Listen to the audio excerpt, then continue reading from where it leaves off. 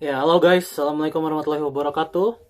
Apa kabar? Semoga teman-teman dalam keadaan sehat walafiat. Salam buat keluarga teman-teman di rumah. Salam sepak bola.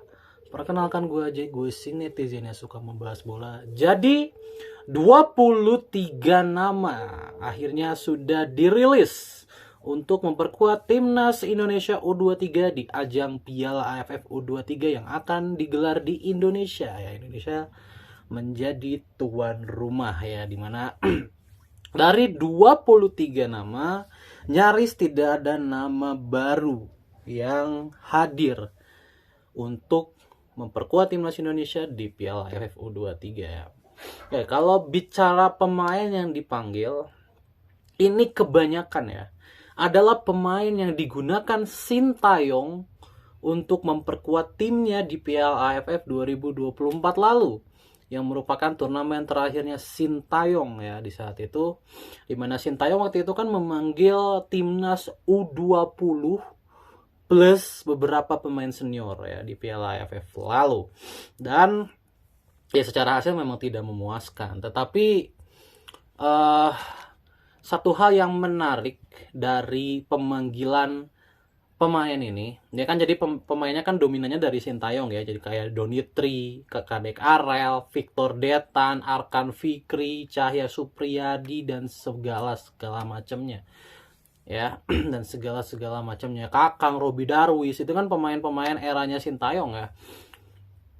Tapi dari 23 nama ini tidak ada pemain-pemain debutan terutama ya, kayak Dion Marks, kemudian Tim Geispen gitu ya, Tim Geispen yang juga belum pernah debut bersama timnas. Kemudian tidak ada juga nama Ivar Jenner, tidak ada nama Justin Hafner, tidak ada nama Rafael Strike, tidak ada nama Ramadan Sananta ya. Jadi memang kebanyakan tim U23 ini diisi sama U20 dengan sedikit dari U23-nya, kayak Detan kan udah U23.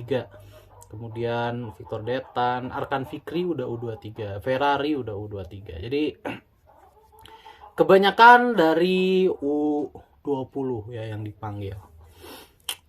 Ini cukup menarik ya, karena gue sebenarnya berharap Dion Mark dan Tim Geispen itu bisa ikut. Kenapa? Karena mereka belum pernah mencicipi habit sepak bola di Indonesia, terutama bersama timnas. Karena kan pasti mereka juga butuh yang namanya penyesuaian diri ya untuk masuk ke skemanya Gerard Vandenberg. Tapi kalau misalkan belum ada bonding, ya susah juga. Nanti kan mereka akan bertarung di kualifikasi Piala Asia U23 ya. Kalau mereka belum menyatu as a team sih susah juga. Karena gini loh, pemain-pemain yang ada kayak Donitri, Kadek Arel, segala macam ya, itu kan mereka sudah sering bermain bersama dulunya. Ya, dari dulu sampai sekarang sudah sering bermain bersama. Jadi gue rasa kalaupun tidak ada urgensi untuk menjuarai ajang ini kan bisa menjadi ajang coba-coba. Ya, untuk mencoba pemain-pemain baru yang sekiranya nanti potensial untuk ditampilkan. Ya. Ibaratnya gini loh, timnas U23 di ajang ini tuh menyimpan setengah kekuatannya. Karena banyak yang memperkirakan Rafael Strike akan ikut tadinya. Cuma ternyata Strike juga tidak dipanggil, Sananta juga tidak dipanggil. Sananta oke lah, Sananta kan sudah pernah mengikuti U23 yang lalu. Ya sudah pernah ya dan lolos ke final. Jadi gua rasa untuk menyongsong ajang ini bisa digunakan untuk coba-coba pemain sebenarnya dari Gerard Vandenberg. Karena gue pribadi, gue tidak terlalu memprestisiukan atau tidak terlalu memprioritaskan lah. Tidak terlalu memprioritaskan ajang ini. Ya, ajang ini ya ajang untuk ini aja, untuk persiapan Piala Asia aja. Karena memang targetan yang sebenarnya dari timnas ini kan adalah SEA Games dan Asian Games. Ya, dan kalau bisa mempersiapkan tim untuk bisa lolos Olimpiade berikutnya. Ya kan, dan itu kan memang dimulai dari U20 ini. Nanti U20 ini memang yang akan bertarung untuk slot Olimpiade nanti, tapi masih lama ya, masih sekitaran 2 tahun lagi. Jadi begitu ya, makanya gue juga lumayan senang dengan pemanggilan pemain ini. Hanya disayangkan beberapa pemain yang harusnya juga ada di squad yang belum pernah mencicipi level timnas kayak Dion Mark dan tim Gisman itu harusnya diberi kesempatan juga. Gue nggak tahu ya, mereka mungkin masih di Belanda atau gimana. Tapi yang jelas dari pemanggilan pemain ini, gue harapkan kita mendapatkan hasil terbaik, apalagi kita main di kandang sendiri ya, main di Indonesia. Oke. Dan satu hal lagi yang ingin gue jelaskan di sini. Gue ingin memberikan sedikit kritik, sedikit aja ya, sedikit kritik tentang so far pemanggilan pemain yang ada ya setelah eranya Sintayong dan Indra Safri selesai. Gue ingin memberikan sedikit aja kritik. Oke, gue harus akui memang Kluivert, Vandenberg dan kawan-kawannya memang masih baru di sini. Tetapi gue juga harus sampaikan kritik ini supaya kedepannya prestasi timnas kita tuh nggak di situ-situ aja, panjang.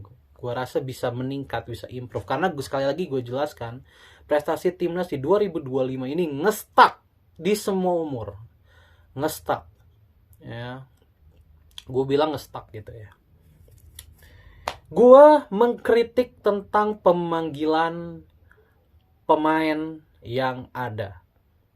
Baik Kluivert ataupun sekarang Vandenberg.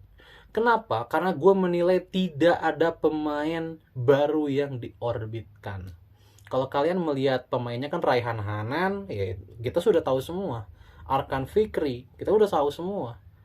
Victor Detan, ya kita udah tahu semua. Hoki Caraka, Jens Reven. Hoki itu tidak perform loh di klubnya.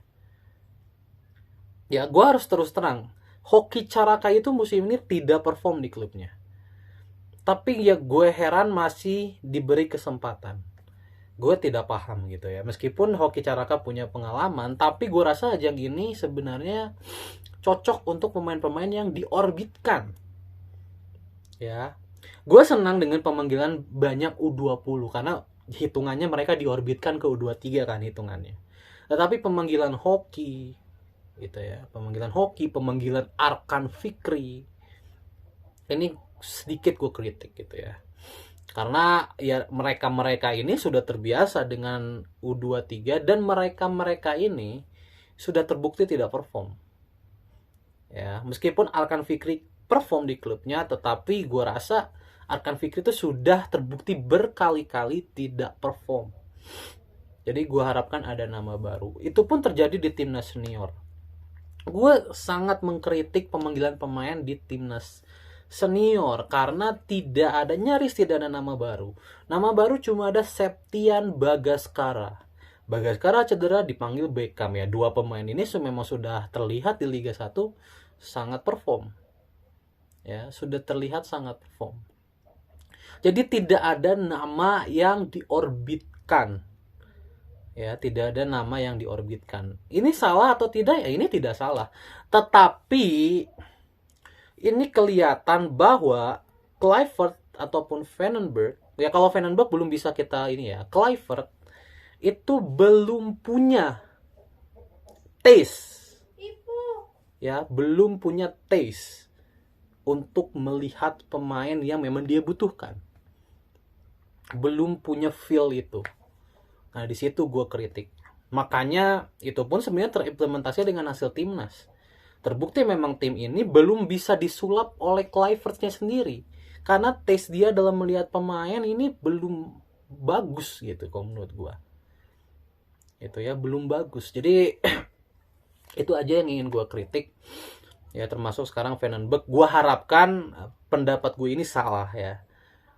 Karena kalau pendapat gue ini sampai benar, gue pastikan timnas akan ngestak. Kalau pendapat gue benar. Tapi kalau pendapat gue salah, gue harapkan Kluivert benar-benar menjadikan, nanti kan ada FIFA Matchday ya bulan September, benar-benar menjadikan ajang ini ya bulan September ini sebagai pematangan untuk ronde 4. Karena kalau mainnya seancur lawan Jepang kemarin, lawan Cina, kita sulit bersaing sih di ronde 4 ya. Dan untuk Piala AFF U23 ini gue harapkan ya kita bisa merengkuh juara ya. Tapi kalaupun tidak juara ya tidak apa-apa juga.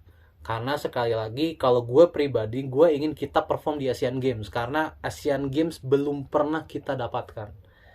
Ya, nyaris tidak pernah jauh di Asian Games. Paling mentok-mentok 16 besar. Ya kan? Kita kan paling selalu mentok di 16 besar ya.